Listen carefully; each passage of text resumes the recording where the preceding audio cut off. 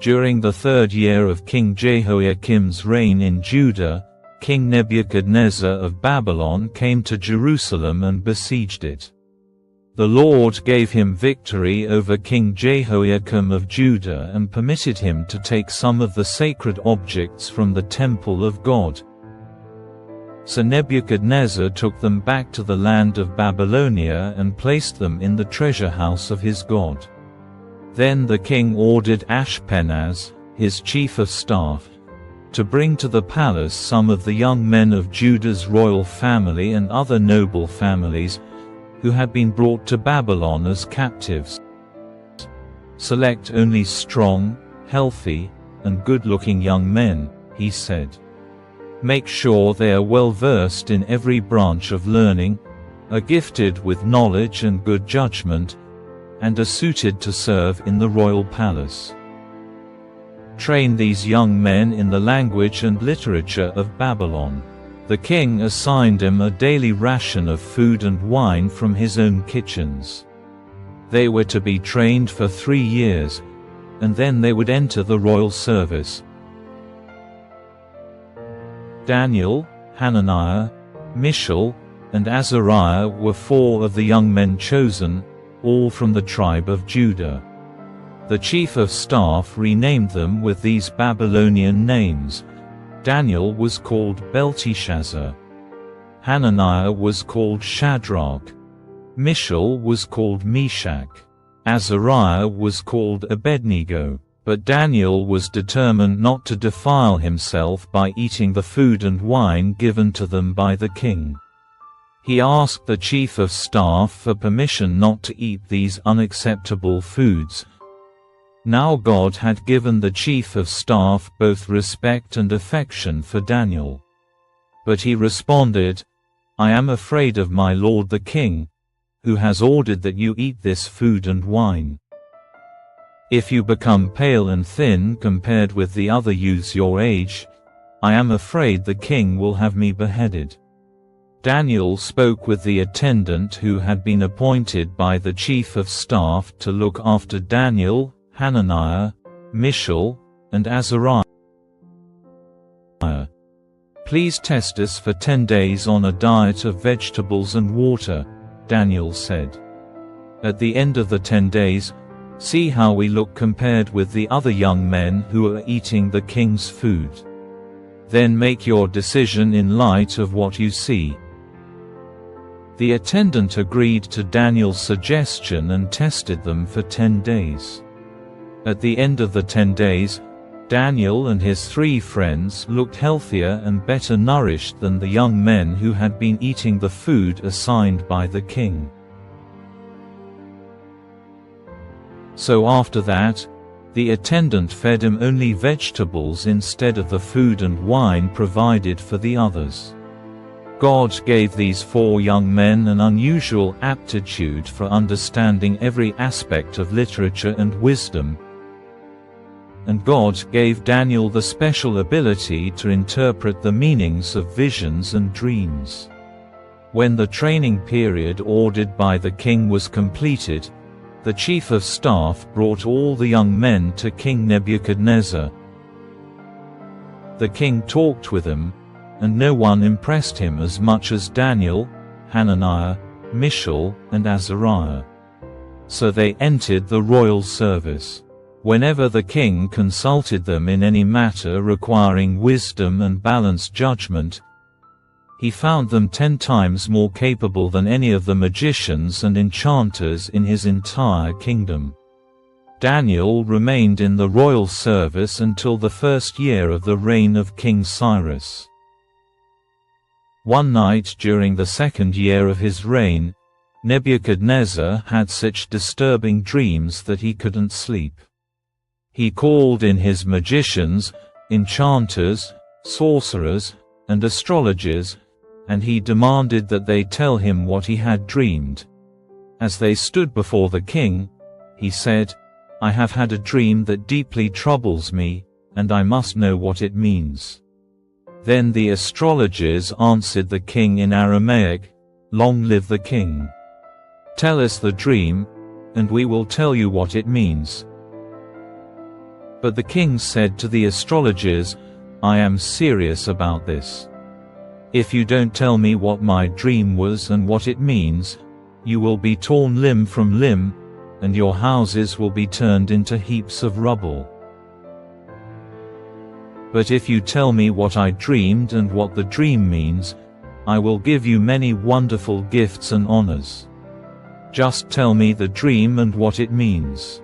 They said again, "Please, Your Majesty, tell us the dream, and we will tell you what it means." The king replied, "I know what you are doing. You're stalling for time because you know I am serious when I say, if you don't tell me the dream, you are doomed. So you have conspired to tell me lies, hoping I will change my mind. But tell me the dream, and then I'll know that you can tell me what it means." The astrologers replied to the king, "No one on earth can tell the king his dream. And no king, however great and powerful, has ever asked such a thing of any magician, enchanter, or astrologer. The king's demand is impossible. No one except the gods can tell you your dream, and they do not live here among people." The king was furious when he heard this, and he ordered that all the wise men of Babylon be executed. And because of the king's decree, men were sent to find and kill Daniel and his friends. When Arioch, the commander of the king's guard, came to kill them, Daniel handled the situation with wisdom and discretion. He asked Arioch, "Why has the king issued such a harsh decree?" So Arioch told him all that had happened. Daniel went at once to see the king and requested more time to tell the king what the dream meant. Then Daniel went home and told his friends Hananiah, Mishael, and Azariah what had happened. He urged them to ask the God of heaven to show them his mercy by telling them the secret, so they would not be executed along with the other wise men of Babylon. That night the secret was revealed to Daniel in a vision. Then Daniel praised the God of heaven. He said, "Praise the name of God forever and ever, for he has all wisdom and power. He controls the course of world events. He removes kings and sets up other kings. He gives wisdom to the wise and knowledge to the scholars.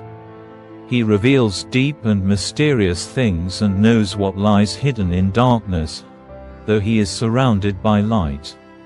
I thank and praise you, God of my ancestors, for you have given me wisdom and strength. You have told me what we asked of you and revealed to us what the king demanded." Then Daniel went in to see Arioch, whom the king had ordered to execute the wise men of Babylon.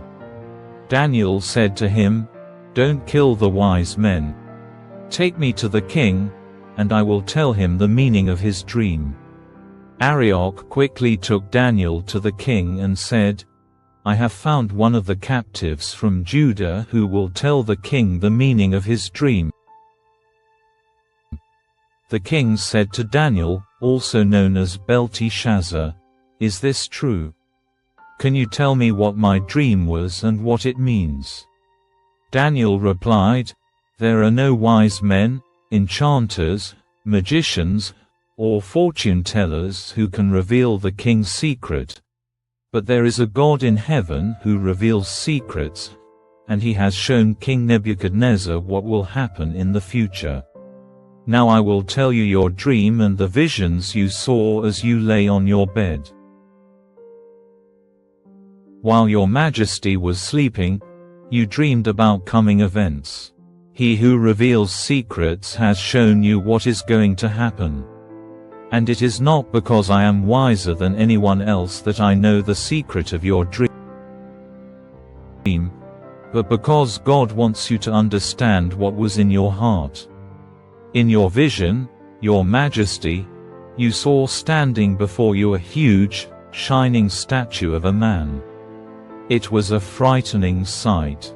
The head of the statue was made of fine gold. Its chest and arms were silver, its belly and thighs were bronze, its legs were iron, and its feet were a combination of iron and baked clay. As you watched, a rock was cut from a mountain, but not by human hands. It struck the feet of iron and clay, smashing them to bits.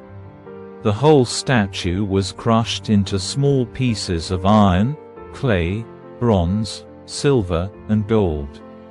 Then the wind blew them away without a trace, like chaff on a threshing floor.